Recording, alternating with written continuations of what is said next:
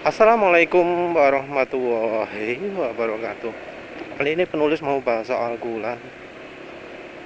Antara memperbaiki atau mengupgrade sistem pendinginan atau bermain dari kulan. Jadi banyak ya modifikator yang ngomong bahwa jalannya kurang tepat, kurang kencang jalannya.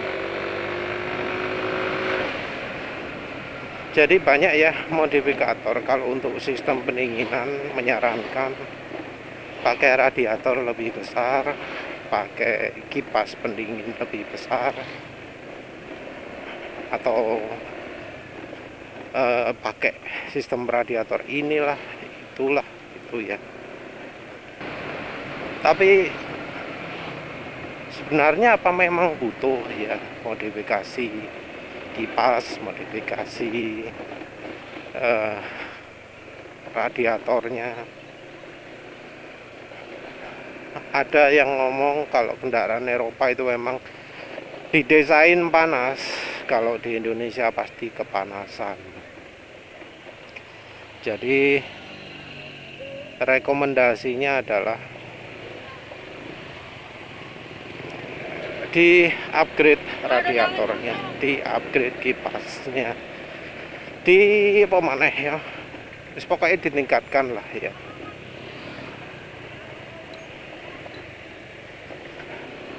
Ada katanya yang kendaraan memang bakat overheat ya, alasannya radiatornya terlalu kecil, pemaneh kipasnya kurang kencang gitu. Apa benar seperti itu ya?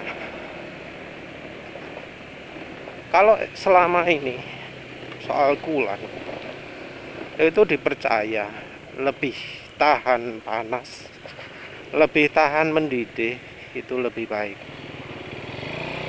Jadi dilarang pakai air, karena kalau pakai air itu titik didihnya kurang tinggi.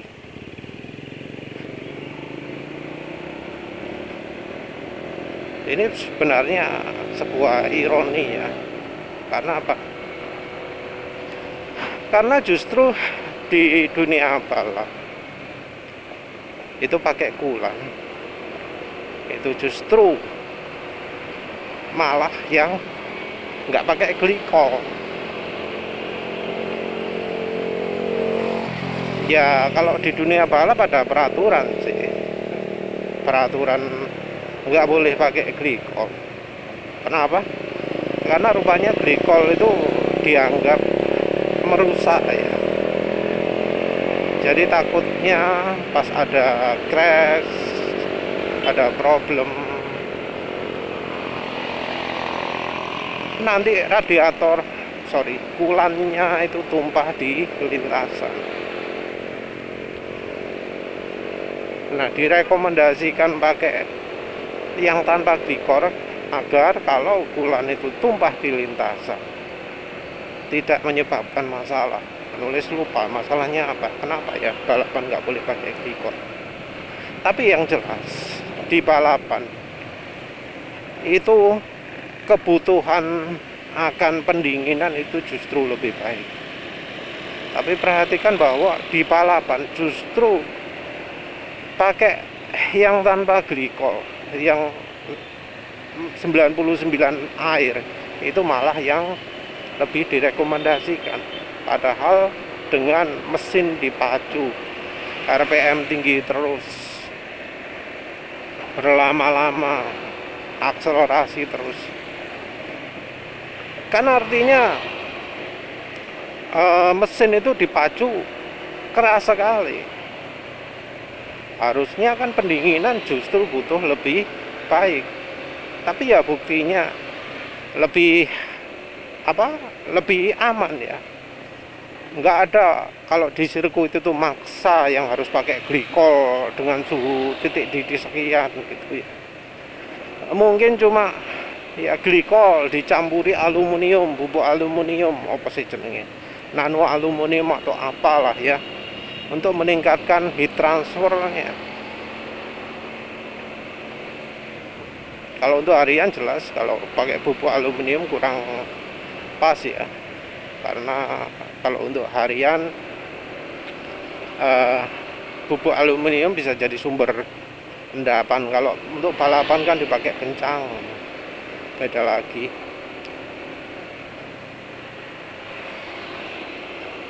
Ya, tapi itu ya yang terjadi ya. Terus kemudian kalau orang beli mobil bekas taksi, nah itu sering kali taksi itu pendinginannya pakai air. Orang ngomong, oh iya dipakai air karena air murah. Ya sebenarnya nggak juga sih. Emang Pulan nggak murah? Pulan kan murah. Pulan kan nggak mahal. Ganti Pulan masa ya sering sih ya, paling dia 40.000, ya lebih malah ya kalau pakai tipe OAT, lebih kan kalau tipe OAT itu 80.000, 120.000 kan sebenarnya hitungannya murah. Dibanding oli mesin kan jauh lebih murah toh Pulan itu. Kenapa kok taksi-taksi pakai air? Ya karena dari pengalaman kalau pakai air itu performa lebih sip, tenaga lebih keluar, mesin lebih tahan panas. Kemampuan pendinginan pakai air itu lebih baik. Mungkin ngomong rusak, tapi ya buktinya awet tuh kan ya yang di taksi-taksi. Cuma begitu pemilik baru ngisi dengan kulan yang ada glikolnya, baru terjadi masalah, baru terjadi sumbatan-sumbatan macam-macam, jadi bocor di mana-mana, rembes di mana-mana. Baru setelah dari habis pakai air terus pakai kulan muncul masalah. Jadi mungkin ada yang menakut-nakuti kalau pakai air cepat bocor, cepat rembes. Rembesnya itu justru terjadi ketika sudah lama pakai air terus pakai kulan yang ada glikolnya, entah glikol yang mana. Ya itu ya yang menyebabkan jadi masalah. Penulis sendiri termasuk yang pemilik kendaraan yang sistem pendinginannya dibilang terlalu kecil, radiatornya terlalu kecil. Karena ukuran radiator aja cuma separuh kan,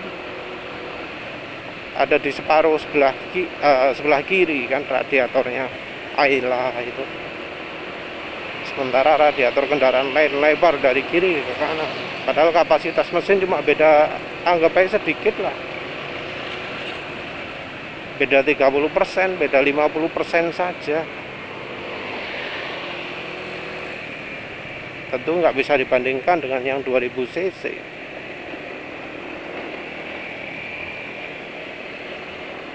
Tapi 1000 cc kan kompresi tinggi juga toh ya.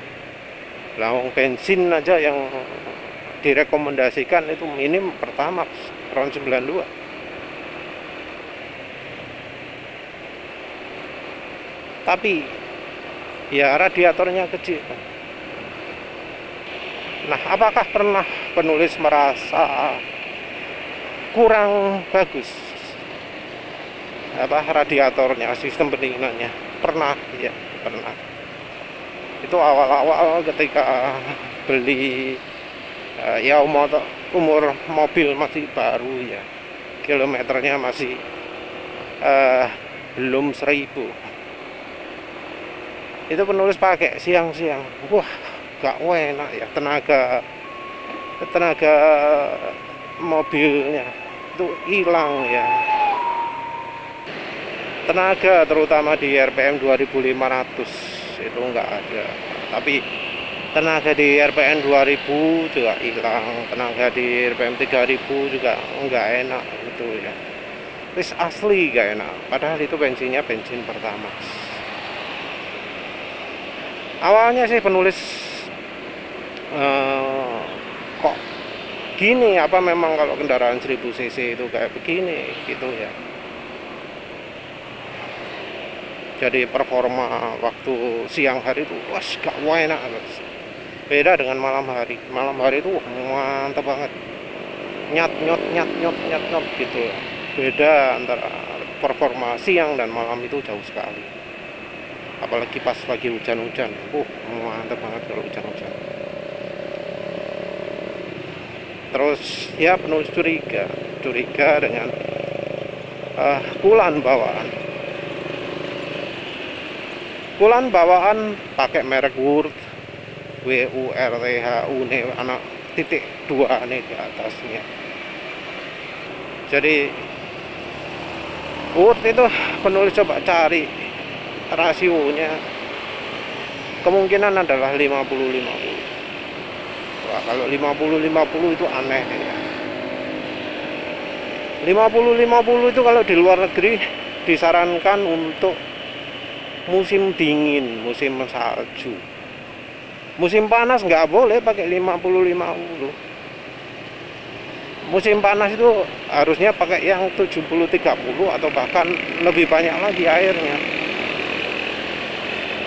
Jadi 50-50 itu direkomendasikan, terutama adalah untuk mencegah kulannya itu jadi beku. Jadi 50-50 nggak direkomendasikan.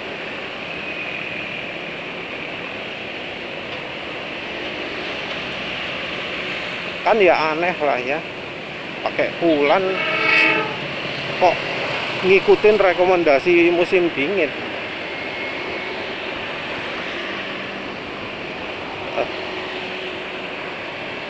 Karena kan kalau kurang ya harusnya untuk Indonesia ini nggak ada musim dinginnya ya. Sama lah kayak sana, harus minim pakai 30-70 lah. 50-50 itu kebangetan. Karena tahu itu, ya tindakan penulis selanjutnya adalah nambahkan air di cadangan kulan. Ya wis penulis tambahkan air, itu sudah full ya, harusnya dikurangi. Ya wis penulis tambahkan sampai mentok. Mungkin bisa hampir 1 liter mungkin ya, kurang, lebih dari 500 mungkin ya. Nah setelah menulis tambahkan, terasa sekali peningkatannya. Jadi bila sebelumnya siang-siang itu terasa tenaga berkurang banyak, setelah pakai enggak terasa terlalu berkurang. Apalagi setelah itu penulis nyoba iseng-iseng pasang pro kapasitor di sensor oli. Nah, itu juga memberi perubahan besar ya, terutama di 2500 rpm. Yang sebelumnya 2500 rpm itu tenaga turun, sekarang jadi tenaganya naik.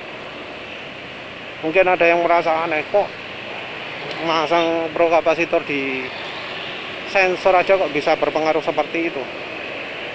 Kalau menurut penulisnya ini karena desain dari pabrikannya ya. Desain dari pabrikannya nggak sip gitu ya, sehingga malah membuat kekacauan energi di bagian olinya.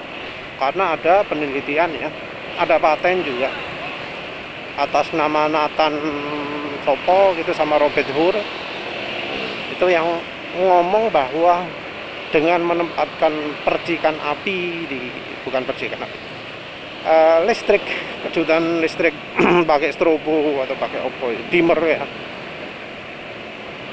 di olinya, jadi olinya itu dikasih sensor ya, dikasih plat, yang kena bagian olinya, itu membuat tenaga kendaraan jadi meningkat. Nah, yang penulis simpulkan itu kalau mobil Toyota atau Daihatsu itu ada penyakit di mana listrik yang kena ke oli itu adalah listrik positif. Karena listriknya positif, energinya energi kurang baik. Ketika energi itu diputar sama oli, hasilnya adalah menyebabkan pengurangan tenaga di RPM 2500 kalau di Ayla, 4000 kalau di Avanza. Jadi kalau kita ngegas di runut gitu ya, kalau di Ayla 2000 itu terasa tenaga naik, pas mau 2500 tenaga turun, 4000 tenaga naik lagi, kayak gitu. Ya silakan yang punya Ayla, Agia yang 1000 cc 3 silinder untuk konfirmasi. Nah, kalau yang di Avanza 4 silinder 1300 itu di 4000 rpm. Silahkan yang punya Avanza untuk ya verifikasi apa benar begitu kalau di 4000 tenaga terasa turun. Tapi ya wes itu dengan modal pro kapasitor dan airnya kulan ditambahi air itu enak. Sekarang mau jalan siang atau malam tenaga mantap terus. Bahkan bisa jadi kendaraan-kendaraan kayak Innova, Brio, Jazz, Pajero, Fortuner yang penulis temui di jalan selama perjalanan itu bisa jadi motor mereka kehambat performanya oleh kulan, sehingga ya kendaraan mereka lawan Ayla saja kalah ya. Padahal penulis isinya penumpang 4, berat total mungkin 250.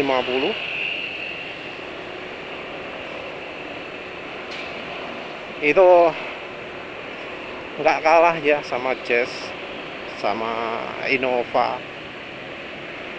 sama Terios. Nah, cuma masalahnya ya ada yang ngomong bahwa kendaraan Eropa itu dirancang untuk memang panas kayak gitu. Sistem katupnya, sistem pendinginan yang menuju radiator nggak akan nyala di suhu rendah, nyalanya di suhu tinggi. Penulis nanti mau coba cari tahu ya apa benar segitu. Tapi kalau memang pendinginan, sistem pendinginannya itu mengalir bekerja ketika suhu 90 derajat, maka ya baiknya pakai yang lebih banyak air saja. Merek yang lebih banyak airnya itu banyak. Bahkan merek Pertamina ya, Pertamina sebagai perusahaan dalam negeri yang besar di Indonesia cuma produksi satu jenis kulan, dan kulannya itu rasio yang dipakai adalah 70% air, bukan 50%.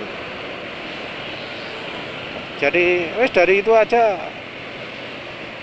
udah indikasi ya bahwa ya kulan yang cocok untuk Indonesia itu ya segitu.